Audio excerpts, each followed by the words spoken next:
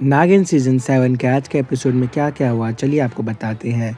आज के एपिसोड की शुरुआत होती है जहाँ पर एलिश कौशिक बाकी देश के साइंटिस्ट, पुलिस वगैरह को सुरक्षितली उनके मुकाम तक पहुँचा देती है। पर फिर से ड्रैगन का आक्रमण हो जाता है, जहाँ पे जो ड्रैगन है नागिन से फाइट करता है, जहाँ पर नागिन को बहुत ज़्यादा चोट भी आती है। पर जो रॉकेट है वो सुरक्षितली लॉन्च हो जाता है और ड्रैगन हार जाता है। पर ड्रैगन ने बहुत तगड़े वार करे थे प्रियंका चौधरी पे, जिसके कारण उन दोनों मंदिर आती हैं, जहाँ पे जो भरनी है वो अनंता को मलहम लगाते हुए दिख रही है। पर खुशी की बात यह है कि ड्रैगन इस मुकाम पर हार जाता है। फिर हमको अगले सीन में दिखता है जहाँ पे करण और रवि साजिश कर रहे होते सूजी के खिलाफ, बिकॉज सूजी ने उसको थप्पड़ मारा था, जहाँ पे करण भी आर्यमन से बहुत ज़्यादा नफरत करता है।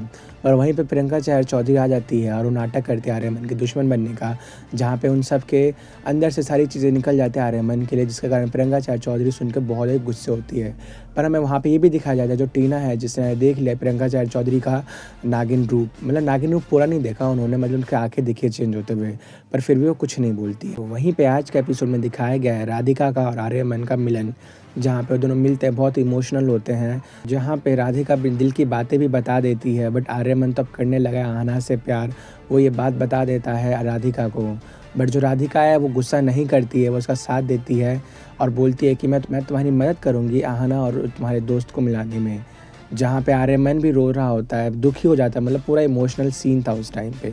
और आज के एपिसोड में हमें ये भी दिखाया गया जहाँ पे टीना को मारने के लिए डिम्पल आंटी है वो साजिश करी होती है, बेटे के साथ मिलकर वो ले जाती हैं उसको मारने के लिए, जहाँ पे वो लोग जाते हैं गाड़ी से और फिर वहाँ पे टीना उतर जाती है कार से। फिर जो डिम्पल आंटी है वो कार बैक करके उसके बाद चढ़ाने की कोशिश करती है, जिसके कारण वो गिर जाती है खाई में। पर वहाँ पे ट्विस्ट तब आता है जब डिम्पल आंटी चली जाती है, उसके बाद वहाँ पे प्रियंका चौधरी रहती है, जो कि इच्छाधारी नागिन का रूप लेकर दिखती है हम लोगों को, क्योंकि प्रियंका चौधरी ने पहले सुन ली थी सारी बातें उन दोनों को बात करते हुए कि कैसे वो लोग मारेंगे उसको। फिर हमको दिखाया जाता है आर्यमन का बर्थडे का सीन, जहाँ पे आर्यमन सोया रहता है, प्रियंका चौधरी आती है और आर्यमन को देखकर बहुत ज़्यादा इमोशनल हो जाती हैं। फिर वो चली जाती हैं, पर आर्यमन फिर उठ जाता है। जैसे वो उठता है तो फिर सारे फैमिली वाले लोग आके उसको बर्थडे की विशेस देने लगते हैं। पर जहाँ पे आर्यमन तो प्रियंका चौधरी को ढूंढना चाहता था, वहीं पे प्रियंका चौधरी गेट पे रहती हैं। फिर वो आर्यमन को आके बर्थडे विश करते हैं, उनको गले लगाती हैं। उसके बाद वो उनको बोलती है कि अब मैं सब सभी घर वालों को एक तोहफ़ा दूंगी, जो कि है डाइवोर्स का तोहफ़ा। आर्यमन ये बात सुन के बिल्कुल इमोशनल हो जाता है, सैड सा हो जाता है।